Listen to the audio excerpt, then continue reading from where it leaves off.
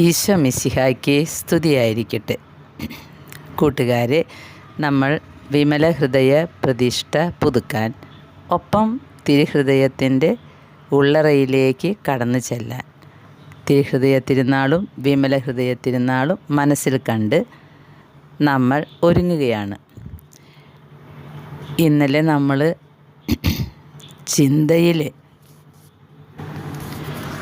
പരിശുദ്ധ അമ്മയ്ക്കും ഈശോയ്ക്കും ഇഷ്ടമില്ലാത്ത എന്തൊക്കെയാണോ നമ്മളിലുള്ളത് അതിൽ നിന്ന് ഒരു മാറ്റം വരുത്താൻ ഞങ്ങളെ സഹായിക്കണമേ എന്ന് പറഞ്ഞ് നമ്മുടെ ബലഹീനതകളൊക്കെ പരിശുദ്ധ അമ്മയ്ക്ക് മുഴുവനായിട്ടും കൊടുക്കുകയായിരുന്നു. അതുപോലെ തന്നെ നമ്മളെ മുഴുവനായിട്ടും കൊടുക്കണം. നമ്മുടെ എല്ലാം, നമ്മുടെ ശരീരവും മനസ്സൊക്കെ. അങ്ങനെ വരുമ്പോൾ ഇപ്പോഴും നമുക്ക് ചിന്തിക്കാം, അമ്മ യജമാനത്തി, നമ്മൾ അടിമ. യജമാനത്തി പറയുന്നതും യജമാനത്തിക്ക് ഇഷ്ടമുള്ളതും മാത്രമേ നമ്മൾ ചെയ്യാവൂ. അങ്ങനെ ചെയ്യാനുള്ള കൃപ കിട്ടിയാൽ നമ്മളെല്ലാവരും വിശുദ്ധരായി മാറും. എന്നാൽ നമുക്കതിന് സാധിക്കില്ല, മനുഷ്യരല്ലേ. പക്ഷേ നമ്മൾ ശ്രമിച്ചുകൊണ്ടിരിക്കണം. വല്ലാതെ ഈശോയെ വേദനിപ്പിക്കുന്ന, മനുഷ്യരെ വേദനിപ്പിക്കുന്ന ഏതെങ്കിലും സ്വഭാവങ്ങൾ നമുക്കുണ്ടെങ്കിൽ അതിൽ നിന്ന് പതുക്കെ നമുക്ക് പുറത്ത് കിടക്കണം. അങ്ങനെ നമ്മുടെ അമ്മയുടെ വിമല ഹൃദയത്തിൻ്റെ ഉള്ളിലേക്ക് കടക്കാൻ നമ്മെ വിശുദ്ധിയുള്ളതാക്കി തീർക്കണമേ എന്ന് പ്രാർത്ഥിക്കാം. ഇന്ന് നമ്മൾ ചിന്തിക്കേണ്ടത്, നമ്മൾ പ്രാർത്ഥിക്കുന്ന പ്രാർത്ഥനകൾ. ഈ ദിവസങ്ങളിൽ നമുക്കറിയാം തിരുഹൃദയത്തിൻ്റെ പ്രാർത്ഥനകളായിരിക്കും നമ്മളെല്ലാവരും ചൊല്ലുക. പ്രത്യേകിച്ച് തിരുഹൃദയ ജപമാല. തിരുഹൃദയ ജപമാലയാണ് ഈ തിരുഹൃദയ വണക്ക മാസത്തിൽ നമ്മൾ കൂടുതൽ ചൊല്ലാറ്. ഈശോയുടെ മാധുര്യമുള്ള ഹൃദയമേ, അങ്ങൻ്റെ സ്നേഹമായിരിക്കണമേ.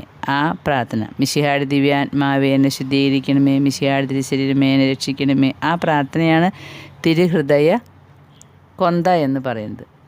നമ്മൾ ഈ മാസം തിരുഹൃദയത്തിനെ ഓർത്ത് ചൊല്ലുന്ന എല്ലാ പ്രാർത്ഥനകളും, നമ്മുടെ എല്ലാ കരുണക്കൊന്തകളും, എല്ലാ ജപമാലകളും നമ്മുടെ പാപത്തിൻ്റെ പരിഹാരമായിട്ട് ഉപയോഗിക്കണം.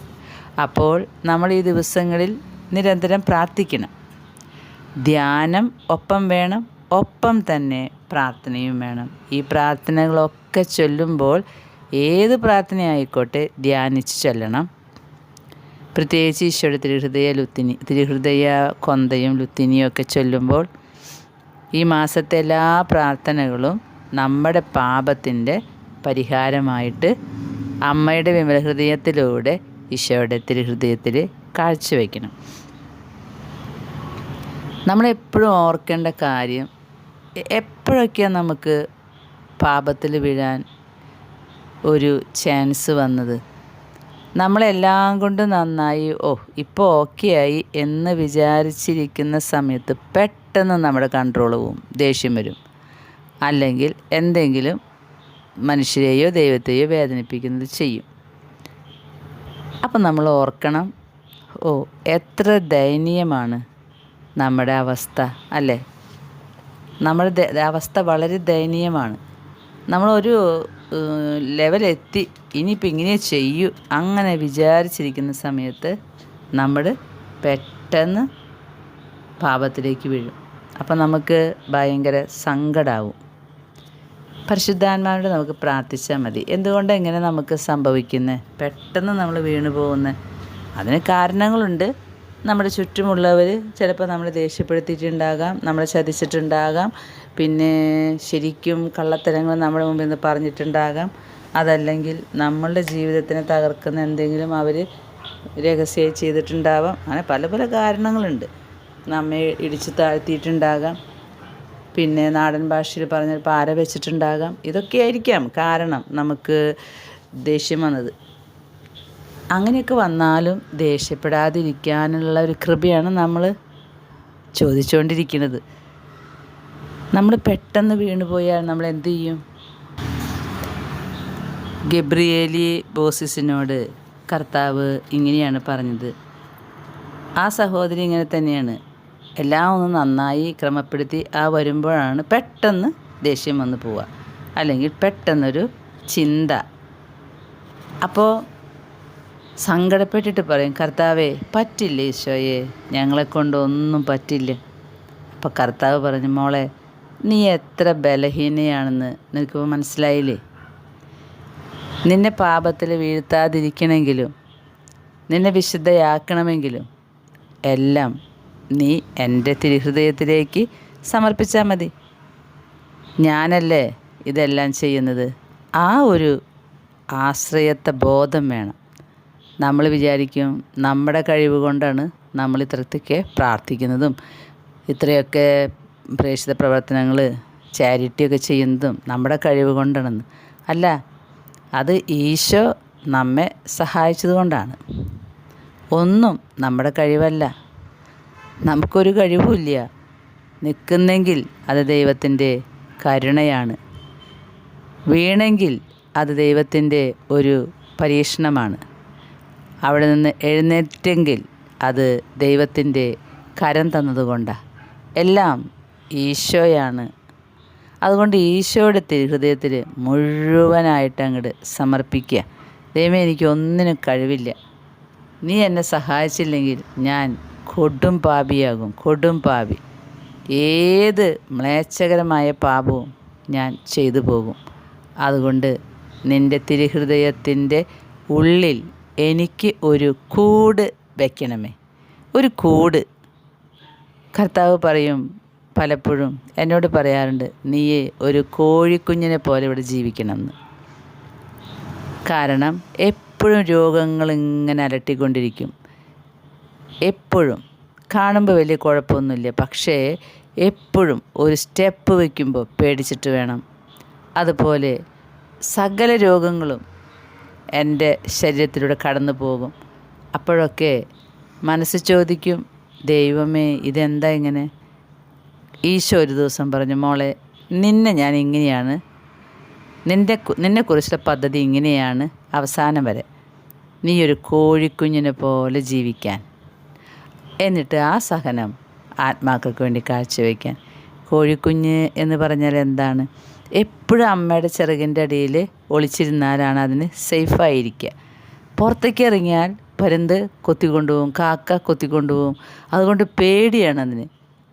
എപ്പോഴും അമ്മയുടെ ചിറകിന് കീഴിൽ വന്നിരിക്കണം. ഈശോയോട് ഞാൻ പറഞ്ഞു, ശരിയാണ് കർത്താവേ, ഞാൻ പരിശുദ്ധ അമ്മയുടെ വിമല ഹൃദയമാകുന്ന ചിറകിന് കീഴിൽ എപ്പോഴും ഓടി ഒളിക്കാം. അതുവഴി നിൻ്റെ തിരുഹൃദയത്തിൽ എനിക്കൊരു കോഴിക്കൂട് പണിത് വെക്കണമേ. കോഴിക്കുഞ്ഞിനെ പോലെ ജീവിക്കണം എന്നല്ലേ പറഞ്ഞത്? അതുകൊണ്ട് ഈ കോഴിക്കുഞ്ഞിനിരിക്കാൻ ഒരു കൂട് നിൻ്റെ ഹൃദയത്തിനുള്ളിൽ വയ്ക്കണമേ. എന്തുകൊണ്ടാണെന്നറിയോ?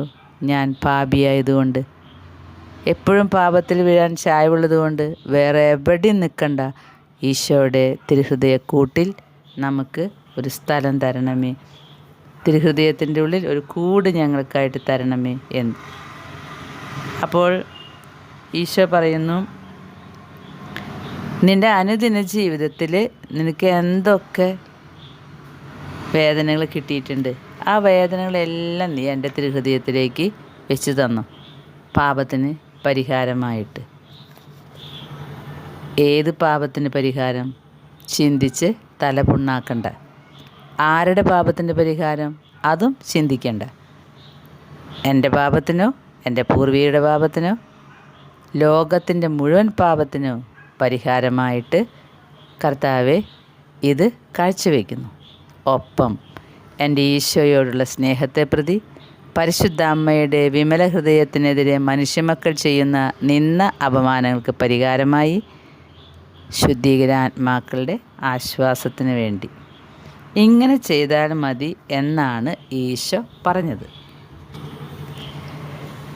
പിന്നെ ഈശോ ഗബ്രിയേലി ബോസിനോട് പറഞ്ഞൊരു കാര്യമാണ്, ലോകത്തിലുള്ള എല്ലാ ഹൃദയങ്ങളും എൻ്റേതായി തീരാൻ നിൻ്റെ ഹൃദയത്തിൽ നീ ആഗ്രഹിക്കണം. ഇതാണ് ഒന്നുകൂടി ഉയർന്ന ഒരു ചിന്ത, ഒന്നുകൂടി ഉയർന്ന പ്രാർത്ഥന. ഞാൻ നന്നാവണം, എനിക്ക് ഈശോടൊപ്പമായിരിക്കണം അല്ല, എല്ലാ മനുഷ്യരും ഈശോയുടെ പിതാവിൻ്റെ സൃഷ്ടികളാണ്, പിതാവിൻ്റെ മക്കളാണ്. ഒരാൾ പോലും നശിക്കാൻ പാടില്ല. അതുകൊണ്ട് ലോകത്തിലെ എല്ലാ ഹൃദയങ്ങളും ഈശോയുടേതായി മാറാൻ നമ്മുടെ ഹൃദയത്തിൽ ആഗ്രഹം വേണം, പ്രാർത്ഥന വേണം, അതിനായിട്ട് സഹിക്കണം. അതുകൊണ്ട് ഇപ്പോൾ നമുക്ക് ലോകം മുഴുവനെയും പരിശുദ്ധ അമ്മയുടെ വിമല ഹൃദയത്തിലേക്ക് കാഴ്ചവെക്കാം. അതുവഴി ഈശോയുടെ തിരുഹൃദയത്തിൽ സ്ഥാനം കിട്ടും. പിന്നെ ഇന്ന് ഈശോ പറഞ്ഞു, നിൻ്റെ പഴയ ഓർമ്മകളെയൊക്കെ നീ ഉപേക്ഷിക്ക്, പഴയ വേദനകളെയൊക്കെ ഉപേക്ഷിക്ക്. നിനക്ക് എന്തിനാണ് ഞാനിത് തന്നത്? നിൻ്റെ അനുദിന ജീവിതത്തിൽ മുള്ളുകളെ ഞാൻ തന്നത് എന്തിനാണെന്നറിയോ? വീരോചിതമായ പ്രവൃത്തികൾക്കായിട്ട് ആത്മാവിനെ ഒരുക്കാനാണ്. നീ ഒരു കാര്യം മനസ്സിലാക്ക്, ദൈവത്തിൻ്റെ ഇഷ്ടം നിറവേറ്റുക എന്നതിൽ കവിഞ്ഞ് ഒന്നുമില്ല. അപ്പം നിൻ്റെ ജീവിതത്തിൽ ഈ സഹനങ്ങളൊക്കെ തന്നത് ദൈവമല്ലേ? അത് ദൈവത്തിന് ഇഷ്ടമാണെങ്കിൽ അത് നിറവേറ്റുക. അതിൽ കൂടെ ദൈവം വലിയൊരു പദ്ധതി കണ്ടിട്ടുണ്ട്. വലിയൊരു പ്രവൃത്തി നിന്നെ കൂടെ ചെയ്യാൻ കർത്താവ് ഉദ്ദേശിച്ചിട്ടുണ്ട്.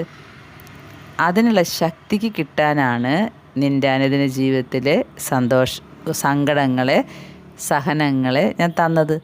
അത് ഈയൊരു ചിന്തയോടെ, സന്തോഷത്തോടെ അത് ഏറ്റെടുക്കുക. അതിൽ പരമൊന്നുമില്ല. ഇത് തന്നെയാണ് വിശുദ്ധ ഗ്രന്ഥം നമ്മളോട് പറയുന്നത്. എൻ്റെ അനുദിന ജീവിതത്തിലെ കുരിശെടുത്ത് എൻ്റെ പിന്നാലെ വാ, എന്നാൽ നിനക്കെൻ്റെ ശിഷ്യനായിരിക്കാം. പ്രിയ സഹോദരങ്ങളെ, ഇന്ന് നമ്മുടെ ചിന്ത ഇതായിരിക്കട്ടെ. അനുദിന ജീവിതത്തിലെ സഹനങ്ങൾ ഏറ്റെടുത്ത് കർത്താവിൻ്റെ പിന്നാലെ പോകണം.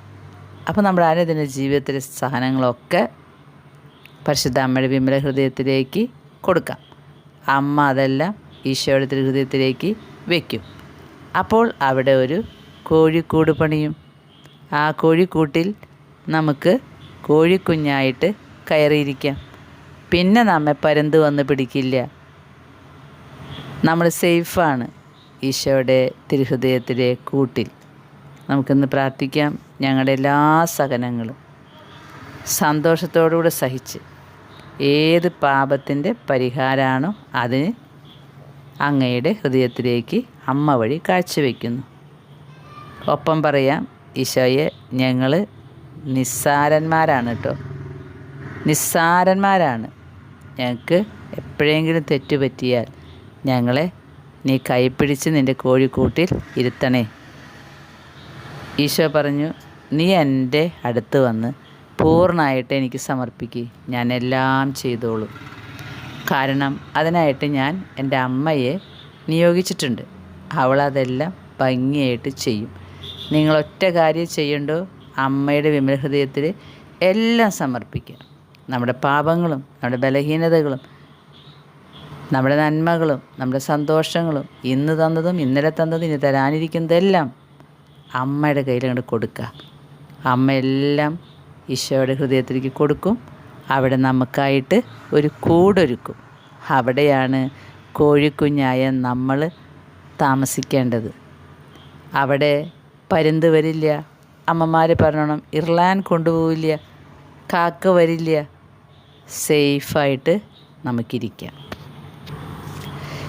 നമ്മൾ ഈ ദിവസങ്ങളിൽ വിമല ഹൃദയ പ്രതിഷ്ഠ ഒരു ചെറിയ ഫോമുണ്ട്, അത് ഇടയ്ക്കിടെ പുതുക്കേണ്ടതാണ്, ഒന്ന് പ്രാർത്ഥിക്കേണ്ടതാണ്. വിമല ഹൃദയ പ്രതിഷ്ഠ, അതുപോലെ തിരുഹൃദയ കൊന്ത, തിരുഹൃദയത്തിനെ സ്നേഹിക്കുന്ന ഓർമ്മകൾ മനസ്സിൽ കൊണ്ടുവയ്ക്കുക. നമ്മുടെ ഇടവക പള്ളിയിലെ സക്രാരിയിലിരുന്ന് നമ്മുടെ ഈശോയുടെ തിരുഹൃദയം നമ്മോടുള്ള സ്നേഹത്താൽ കത്തിജ്വലിക്കുന്നുണ്ട്. ആ കത്തിജ്വലിക്കുന്ന ജ്വാലയുടെ മുകളിൽ ഒരു കുരിശുണ്ട്. ആ കുരിശ് നമുക്ക് ദൈവം തരും അനുദിന ജീവിതത്തിലെ ക്ലേശങ്ങളായിട്ട്. എന്നിട്ട് ഈശോ സക്രാരിയിലിരുന്ന് നോക്കും, എൻ്റെ മക്കൾ ഇത് ഏറ്റെടുക്കുന്നുണ്ടോ.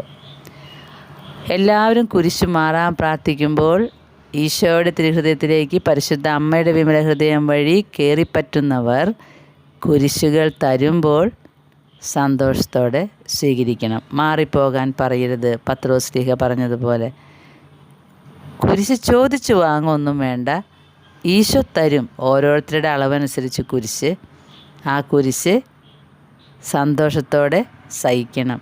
എപ്പോഴും ഓർക്കണം, നമ്മുടെ ഇടവക പള്ളിയിൽ സക്രാരിയിലിരുന്ന് ഇടവക അതിർത്തി വരെയുള്ള എല്ലാ കുടുംബങ്ങളിലെയും മക്കളുടെ ഹൃദയം ഈശോ നോക്കിക്കൊണ്ടിരിക്കുന്നു. നമുക്ക് വിമല ഹൃദയ പ്രതിഷ്ഠ ഇന്ന് ചൊല്ലാം. അത് ഇടയ്ക്കിടയ്ക്ക് എന്നും ചൊല്ലണം. ഓർമ്മിക്കാനാണ്. ദൈവമാതാവും ഞങ്ങളുടെ അമ്മയുമായ കന്യകാമറിയമേ, ഫാത്തിമാനാഥേ, എന്നെയും എൻ്റെ കുടുംബത്തെയും തിരുസഭയെയും മാനവകുലത്തെയും അങ്ങേ വിമല ഹൃദയത്തിന് പ്രതിഷ്ഠിക്കുന്നു. അങ്ങേ ശക്തിയുള്ള സംരക്ഷണത്തിൽ ഞങ്ങളെ കാത്തുകൊള്ളണമേ. അങ്ങ് ഞങ്ങളുടെ നാഥയും സംരക്ഷകയുമാകണമേ. ആത്മീയവും മാനസികവും ശാരീരികവുമായ സകല അപകടങ്ങളിലും ക്ലേശങ്ങളിലും നിന്ന് ഞങ്ങളെ രക്ഷിച്ചു കൊള്ളണമേ. എല്ലാറ്റിലും ദൈവേഷ്ടം കണ്ടെത്തി നിറവേറ്റാനും യേശുവിൻ്റെ തിരുഹൃദയത്തിന് പ്രീതികരമായ വിധത്തിൽ ജീവിച്ച് സ്വർഗഭാഗ്യത്തിൽ എത്തിച്ചേരാനും കാരുണ്യനാഥേ, ഞങ്ങളുടെ സ്നേഹമുള്ള അമ്മേ, ഞങ്ങളെ സഹായിക്കണമേ. ആമേൻ. ഇത് വിമല ഹൃദയ പ്രതിഷ്ഠയുടെ ചെറിയ ഫോമാണ്. നിങ്ങളുടെ കയ്യിലുള്ള വിമല ഹൃദയ പ്രതിഷ്ഠ ചൊല്ലാം, ചെറുതാണെങ്കിൽ. പിന്നെ വലിയ ഫോമുണ്ട്, അത് വിമല ഹൃദയ പ്രതിഷ്ഠ പുതുക്കുന്ന അന്ന് ചൊല്ലി നമുക്ക് പേപ്പറിൽ ഒപ്പിടാം. ഇന്ന് നമുക്ക് ചിന്തിക്കാം, നിരന്തരമായി സഹനങ്ങൾ നേരിടേണ്ടി വരുമ്പോൾ ക്ഷമ ശീലിക്കും. അപമാനിക്കപ്പെട്ടവർക്ക് എളിമ ശീലിക്കാൻ ധാരാളം അവസരം ലഭിക്കുന്നു. സമാധാനമായി കഷ്ടത സഹിക്കുന്ന ആത്മാക്കൾ അനുഗ്രഹീതരാണ്. കാരണം ഈ സഹനങ്ങളുടെ യോഗ്യതയിലാണ് അവർക്ക് മഹത്വത്തിൻ്റെ കിരീടം കിട്ടുക. അപ്പോൾ കിരീടം കിട്ടണമെങ്കിൽ സഹനം വേണം. ഇത് നമ്മുടെ മനസ്സിലുണ്ടാകട്ടെ. എല്ലാ സഹനങ്ങളും പരിശുദ്ധ അമ്മയുടെ വിമല ഹൃദയത്തിൽ കാഴ്ചവെക്കാം. ഈ ആഴ്ചയിൽ, ഈ ദിവസങ്ങളിൽ ഞാൻ ഈ വിമല ഹൃദയ പ്രതിഷ്ഠയെക്കുറിച്ച് പറഞ്ഞു തുടങ്ങിയപ്പോൾ മുതൽ സാത്താൻ എന്നെ വെറുതെ വിട്ടിട്ടില്ല. ഞാനിത് റെക്കോർഡ് ചെയ്യുന്ന സമയത്ത് ഒരു പ്രത്യേകമായ രോഗാവസ്ഥയാണ്. എൻ്റെ ശരീരം മുഴുവൻ തരിച്ചുകൊണ്ടിരിക്കുകയാണ്, തരിപ്പാണ്. അപ്പോൾ ഞാൻ ഭയപ്പെട്ട് വിഷമിച്ച് സങ്കടപ്പെടും എന്നായിരിക്കും സാത്താൻ വിചാരിച്ചത്. അങ്ങനെ നീ പരീക്ഷിച്ചോ എന്ന് ഈശോ പറഞ്ഞതുകൊണ്ടാണ് അവൻ എന്നെ പല പല രോഗങ്ങൾ തന്ന് പരീക്ഷിക്കുന്നത്. പക്ഷേ ഞാൻ എൻ്റെ അമ്മയുടെ വിമല ഹൃദയത്തിലാണ്. അമ്മ എന്നെ ഈശോയുടെ തിരുഹൃദയത്തിൽ വെച്ചിട്ടുണ്ട്. അവിടെ ഈശോ എനിക്ക് വേണ്ടി ഈ കോഴിക്കുഞ്ഞിനൊരു കൂട് വെച്ചിട്ടുണ്ട്. ഞാൻ ആ കോഴിക്കൂട്ടിലാണ്. മനുഷ്യക്കുഞ്ഞായ ഞാൻ, ഈശോ പറഞ്ഞു, കോഴിക്കുഞ്ഞിനെ പോലെ വിഷമിച്ച് ജീവിക്കണം, പേടിച്ച്. പക്ഷേ എനിക്കെന്തിനാണ് ഭയം? ഞാൻ എൻ്റെ ഈശോയുടെ തിരുഹൃദയത്തിൻ്റെ ഉള്ളിലുള്ള ഒരു കൂട്ടിലാണ്. അപ്പോൾ എൻ്റെ എല്ലാ വേദനകളും സഹനങ്ങളും അധ്വാനവും ചിന്തകളും, അത് മോശമായത് നല്ലതായത് ആയതും എല്ലാം ഈശോയുടെ തിരുഹൃദയത്തിലെ കൂട്ടിൽ ഞാൻ വെച്ചിട്ടുണ്ട്. ഈശോ അത് ഏറ്റെടുത്തോളും. ഞാൻ ഇപ്പോൾ സേഫാണ്. ഞാനിപ്പോൾ സമാധാനത്തിലാണ്. എനിക്ക് പേടിയില്ല, പരുന്ത് എന്നെ കൊണ്ടുപോവില്ല. പ്രിയ കൂട്ടുകാരെ, ഈ ചിന്ത ഇന്നത്തെ ദിവസം നമ്മുടെ മനസ്സിൽ അടിച്ചുറപ്പിക്കുക. നമ്മൾ ഈശോയുടെ തിരുഹൃദയത്തിലേക്ക് എത്താൻ പരിശുദ്ധ അമ്മയുടെ വിമല ഹൃദയത്തിലേക്ക് നമ്മെ കൊടുത്തിട്ടുണ്ട്. അമ്മ എല്ലാം നോക്കും. നമ്മൾ ഒറ്റ കാര്യം ചെയ്യേണ്ടു, നമ്മളിൽ മാറ്റം വരുത്തേണ്ടത് എന്താണെന്ന് സൂക്ഷ്മ പരിശോധന വരുത്തി അതിൽ നിന്ന് മാറാൻ ശ്രമിക്കുക. പൂർണ്ണതയിൽ പറ്റും എന്ന് വിചാരിച്ചിട്ട് അത് പറ്റാണ്ടാവുമ്പോൾ നിരാശപ്പെടണ്ട. അമ്മ നോക്കിക്കോളും. നമ്മൾ ട്രൈ ചെയ്യുക. മൊബൈലിന് അഡിക്റ്റാണോ? മൊബൈൽ മാറ്റിക്കൊണ്ടിരിക്കുക. ജഡികമായ പ്രേരണകളാണോ? അത് മാറ്റാനായിട്ട് അമ്മയോട് പറയും. പിന്നെ എപ്പോഴും മറ്റുള്ളവരുടെ കുറവുകൾ മാത്രമേ കാണാൻ പറ്റുന്നുള്ളൂ, അത് മാറ്റാൻ ശ്രമിക്കുക. എപ്പോഴും എൻ്റെ കുറവുകൾ തന്നെ കാണാനുള്ള വലിയ കൃപ, ഞാൻ ശരിയല്ല, എനിക്ക് തെറ്റുണ്ട്, ഞാൻ പാപിയാണ്, ഈ ചിന്ത കിട്ടാൻ നമുക്ക് പ്രാർത്ഥിക്കാം.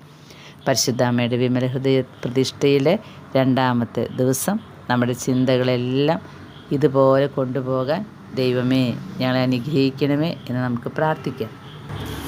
ഫാത്തിമയിൽ അമ്മ പറഞ്ഞ കാര്യം നമുക്ക് ഓർക്കാം. സമാധാനത്തിന് വേണ്ടി നിങ്ങളുടെ ജപമാല എടുത്ത് പ്രാർത്ഥിക്കൂ. എൻ്റെ മക്കളെ, മനുഷ്യവംശത്തിൻ്റെ പാപപരിഹാരം നിങ്ങൾ നിർവഹിച്ചില്ലെങ്കിൽ നിങ്ങൾക്ക് വന്നു ചേരുന്ന നാശത്തെപ്പറ്റി ഞാൻ നിങ്ങൾക്ക് മുന്നറിയിപ്പ് നൽകുന്നു. പരിശുദ്ധാത്മാവിൻ്റെ മാർഗനിർദ്ദേശങ്ങളിലേക്ക് മടങ്ങി വരിക. എൻ്റെ വിമല ഹൃദയത്തോടുള്ള നിങ്ങളുടെ ഹൃദയങ്ങളുടെ പ്രതിഷ്ഠാവേളയിൽ പരിശുദ്ധ റൂഹ നിങ്ങളുടെ ഹൃദയവുമായി സംലയിക്കും. നമുക്ക് പ്രാർത്ഥിക്കാം. പരിശുദ്ധാത്മാവ് നമ്മളിൽ വന്ന് വസിക്കാൻ. പിതാവായ ദൈവത്തിൻ്റെ വലിയ കരുണ നമ്മളിലുണ്ടാകാൻ. ഈശോയുടെ തിരുഹൃദയ അറയിലേക്ക് അമ്മയോടൊപ്പം പ്രവേശിക്കാൻ. അമ്മ മാതാവേ, എല്ലാം ഞങ്ങൾ അമ്മയുടെ വിമല ഹൃദയത്തിലേക്ക് പ്രതിഷ്ഠിക്കുന്നു. വഴി നടത്തിക്കൊള്ളണമേ. ആമേൻ.